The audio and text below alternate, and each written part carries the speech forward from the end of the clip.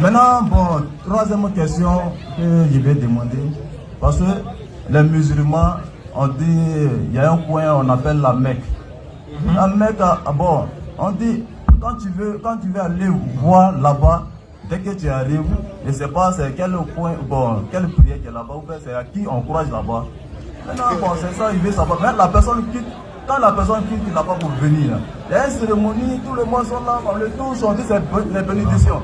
Donc, comment il veut savoir, c'est Dieu qui est là-bas ou c'est quoi? Il faut savoir. Il ne faut pas connaître tout, hein. Tu as raison, tu poses les bonnes questions. Oh, ouais. Voilà, sauf que les gens n'ont pas encore compris. Sinon, tu poses les très bonnes questions. Voilà. La question que tu poses là. La question que tu poses. Oui. Il y a qui à la Mecque là-bas? Oui, bon. Et puis nous tous on s'en va là-bas. Voilà. Bon, nous on est partis là-bas l'année passée là. Nous on est partis. Par la grâce de Dieu, nous on est partis. On est partis voir aussi. On voulait voir c'est qui est là-bas même. Parce qu'il y a des gens qui disent que maison noire là, il y a deux gros serpents qui sont dedans. C'est la eux on s'en a adoré. Moi j'avais vu serpents, on met dans une maison, ils sont vivants depuis 1400 ans. Justement. Je pense que c'est serpent qui est vivant depuis 1400 ans. Serpent là aussi, hein.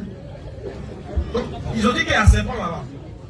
Après ils ont dit que non, c'est pas serpent, ils ont dit qu'il y a un dragon. Il y a un dragon, il a assis sur chaise là, connaissez ses bras. Quand on se procède à ce dragon là, on adore.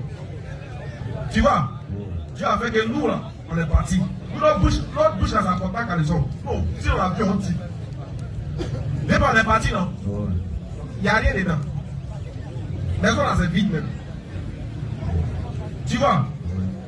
Heureusement que Dieu nous a déjà avertis. Il dit on n'adore pas la maison. Hein. Celui qui adore maison, lui il est perdu. On ne peut rien faire pour quelqu'un qui adore maison. Rien. Sauf que quand on va là-bas, on appelle ça le pèlerinage. Le pèlerinage là, c'est un regroupement d'actions prophétiques que nous musulmans, cela nous a été recommandé parmi les piliers de l'islam. Parmi les 5 piliers de l'islam là, il y a un pilier de là qu'on appelle le pèlerinage. Faire le pèlerinage, ce n'est pas obligatoire. Dieu dit que c'est pour ceux qui ont les moyens. Tu vas là-bas, tu vas faire les rites que le prophète a fait. Les rites que Dieu a demandé de faire, tu vas faire pour encore maintenir un contact avec ton créateur de sorte qu'il puisse te pardonner, pour que tu puisses devenir une meilleure créature à ses yeux. Le prophète Muhammad sallallahu alayhi wa sallam dit, celui qui a accompli un pèlerinage parfait, bien dans l'honnêteté, dans la crainte d'Allah, dans la spiritualité totale, là, quand il finit de faire le pèlerinage comme ça, là, s'il meurt net, là, il va au paradis. Celui qui a accompli un bon pèlerinage, il n'a de place que le paradis. Tu vois? Voilà pourquoi quand tu vas c'est comme si tu partais dans une retraite spirituelle. Quelqu'un qui s'en va s'éloigner dans une retraite spirituelle, il s'en va gêner pendant des jours, et il revient là, il revient pur. Il revient dans toute sa spiritualité. Voilà.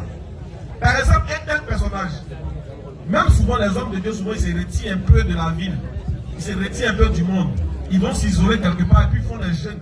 Ils vont se consacrer à Dieu. Quand ils reviennent, les paroles qu'ils professent sur toi, c'est des paroles de bénédiction parce que c'est des gars qui sont considérés comme des purs. Parce qu'ils sont partis faire quelque chose d'une hauteur spirituelle. La spiritualité de cette chose est une grandeur nature que quand ils prononcent une parole, ça a de l'effet sur toi. Voilà pourquoi quand on voit les gens quitter au pèlerinage, vu que ce qu'ils sont partis faire là, c'est une chose que Dieu a recommandé. Et on dit que celui qui a bien fait là, lui là, toutes les bénédictions qu'il dit sur toi là, Dieu accepte. C'est comme un nouveau-né. Voilà pourquoi quand ils viennent, les gens organisent des cérémonies et puis on les invite, on les félicite comme des gens qui sont quittés. Qui sont fait, comme par exemple quelqu'un qui va dire passer un concours et puis il revient, tu le félicites parce qu'il est revenu avec une victoire. Donc on les honore, on les félicite, on les fête, tu vois, et on demande à ce qu'ils prient pour nous, ils disent des bénédictions pour nous, pour que Dieu réalise ça. C'est tout, hein. Ça parce qu'ils sont Dieu, ça n'a rien à voir. C'est comme des gars qui sont allés dans une retraite spirituelle, quand ils reviennent, les bénédictions sont acceptées de Dieu. Parce que là-bas, on jeûne, on prie, nuit et jour, on prie, nuit et jour. Tu pries, si quand tu tombes malade, tu vas prier, et puis c'est chic façon. Il faut te convertir, tu vas partir là. Donc tu vois que là-bas, et puis c'est un lieu où tous les musulmans du monde se réunissent. Mon frère, si tu vas là-bas, c'est là que tu vas voir que l'islam là, c'est vrai. Quand on parle de l'islam est une religion universelle, sans discrimination raciale, c'est là-bas que tu vas voir. le blanc, le noir, le chinois, l'asiatique, l'européen, l'africain, tout le monde est réuni là-bas pour adorer un seul Dieu, dans une même langue, dans une même direction, avec une même intention, le pardon de ses péchés et l'obtention du paradis. C'est ça qu'on appelle le pèlerinage. Ça là, c'est un islam seul qui peut trouver ça. Tu vois, quand on est parti, moi et mon père, on a bien profité de ça. Quand on est revenu aussi, les gens nous ont félicités, ils ont voulu qu'on dise des bénédictions sur eux et que Dieu réalise ça. C'est tout. C'est le plus grand lieu de rassemblement pour l'adoration de l'éternel Dieu sur la terre. Le plus grand lieu d'adoration, de rassemblement de l'éternel, devant l'éternel sur la terre. Ici, c'est la Mecque. C'est là-bas que nous sommes allés faire le pèlerinage. Vous êtes chrétiens, n'est-ce pas?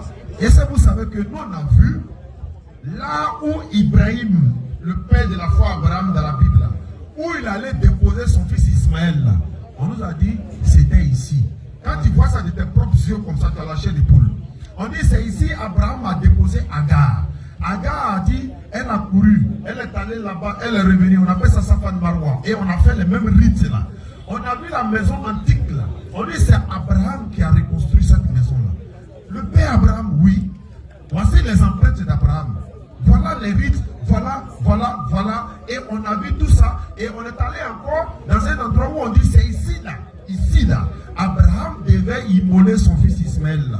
Mais tout ça est dans la Bible, non? Ça est dans le Coran, non? Mais si toi tu as vu dans la Bible et que tu allais voir ça de tes propres yeux là, tu vois ce que tu ressens? Et le puits là, il faut parler du puits là. Le puits qui est dans la Bible là, où on dit l'ange est descendu pour creuser le puits, pour que Ismaël puisse boire là. On a vu ça. Comment on a bu l'eau là, on appelle ça Zamzam. Ah, on a bu ça. Donc nous on n'a pas besoin de miracle même. Pour boire l'eau là, c'est fini. C'est fini. Voilà, c'est ça.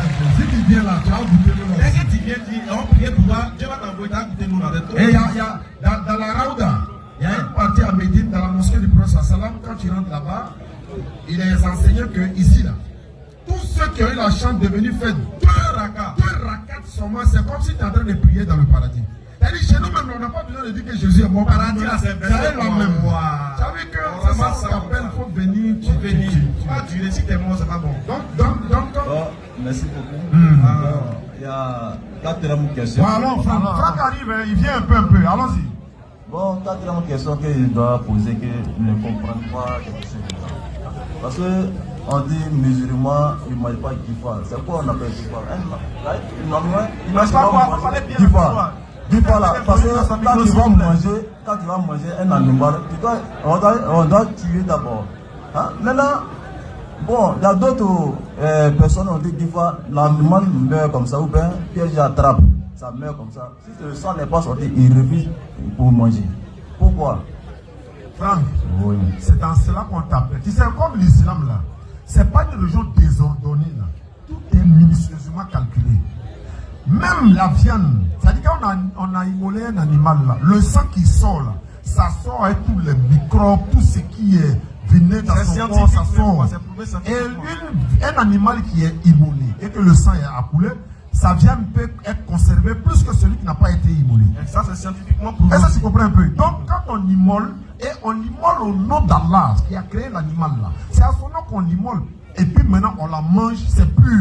L'animal devient licite maintenant, autorisé devant Dieu. Tu comprends? Voilà. C'est pourquoi l'Éternel Dieu nous interdit de manger le porc. Regarde par exemple, porc là. Même si on a égorgé porc là, musulman ne mange pas ça. Parce que quoi, il est déjà impur à la base. Le mouton, le bœuf, tous ces animaux qui sont autorisés, on doit l'immoler d'abord. Pourquoi? Celui qui a créé l'animal là, et celui qui marque. Pourquoi par exemple, quand le docteur te dit de prendre un médicament, on te dit qu'il faut lire notice là d'abord. Pourquoi tu ne vas pas boire un médicament là comme ça? Tu dois lire notice d'abord. On dit 2 matin, 2 midi, 2 le soir. Mais pourquoi tu dois lire la notice? C'est parce que celui qui a fabriqué le médicament là, il sait pourquoi il a mis ça pour ton bien à toi. Celui aussi qui a créé l'animal là, il dit, bon, c'est moi qui ai créé, non? Il faut égorger. Voilà, c'est pour rendre l'animal pur aux yeux de Dieu. Et puis par exemple, quand tu veux manger une banane pour eux là, tu enlèves la peau, mais tu n'enlèves pas. Bien sûr qu'il enlève la peau. Il faut parler dans le micro là. On enlève la peau. Pourquoi tu enlèves la peau? Pourquoi tu enlèves la peau? Pourquoi tu enlèves la peau? Non, la peau, on ne peut pas manger la peau. Ah, pas la peau, non. Voilà, donc l'animal aussi, on ne le mange pas sans l'avoir égorgé. Surat 5, verset 3. Vas-y, frère. Vous sont interdits la bête trouvée morte. On dit, vous, c'est Dieu qui nous l'a interdit. Vous sont interdits la bête trouvée morte. Tu viens comme ça, tu vois un animal, il est mort. Piège attrapé, il est déjà mort. Tu es là, tu sais pas si c'est Jin qui l'a tué ou tu sais pas, tu viens, toi tu vas dire, ah, bonne viande, tu prends, tu manges, c'est interdit. Peut-être c'est poison, il a Peut-être que mangé. c'est poison.